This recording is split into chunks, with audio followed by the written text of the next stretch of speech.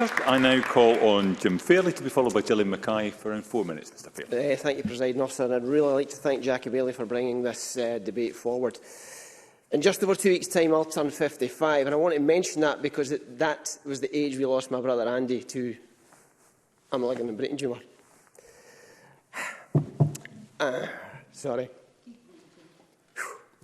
55 was far too young. But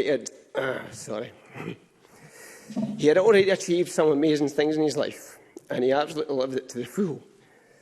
But he still had very much more to do. And so time is the important thing I want to talk about here. At the end of the day, we all die one way or another. Immortality is not an option. But the time we have on this earth, the quality of the life that we lead, the personal goals we set and conquer, the people that we get to touch in our time are the things that we can judge in our life. Those are the important bits. In Andy's case, he was absolutely taken too young. But in reality, there are things that we can be thankful for. He was diagnosed with this tumour 15 years before it ended his life. And for at least 13 of them, he lived every moment of it. It's not too many years ago, as Beatrice pointed out, that he wouldn't have survived more than 2 or 3 years at most. But for the genius of the surgeons who gave him the operation to remove most of the tumour, or the chemo that gave him another 5 years, or the radiotherapy which extended his life even further, or for the care and the attention of the fabulous team at the Beats in Glasgow, who guided him from the very beginning and gave him every chance and every option. His illness could have been much worse because what they gave him was that precious, precious time. Even when he knew his time was coming to an end, he was fortunate enough to have a place in the Cornwall Hospice in Perth, where the care, the respect and the dignity that they gave him and us was beyond words. He died as good a death as we could have hoped for. And for that, all of us who knew him and got to spend time with him can be truly thankful. And it's for those reasons I'm intending to climb Kilimanjaro with a group of his friends and colleagues later this year to raise funds for the Cornwall Hospice as a tribute to Andy, but as a recognition of the utterly selfless, amazing work the people who work there do. But my real point is this.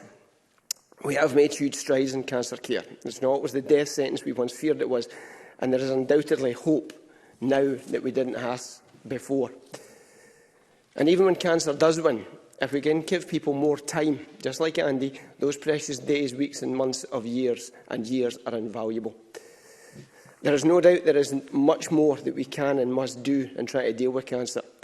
And some of the groundbreaking work done here in Scotland is fabulous. The new early diagnosis centres are to be welcomed, and the sooner they are rolled out across the country, the better.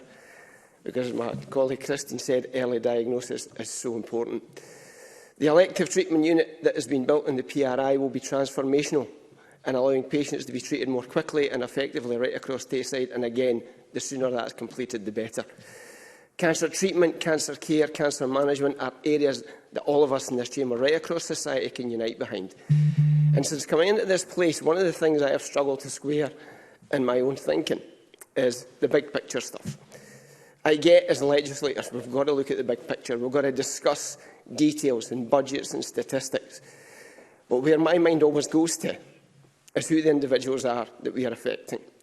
There's somebody's mum, their granny, their auntie, their uncle, their brother, their sister, a wife or a husband, sons and daughters, and they matter to everyone who knows and loves them. So therefore, they matter to us in this chamber. So we should all try and do the very best we can in making sure that those who are affected by cancer get the same help, support and care and dignity as Andy did, as we would want for ourselves or for any one of our loved ones. Thank you.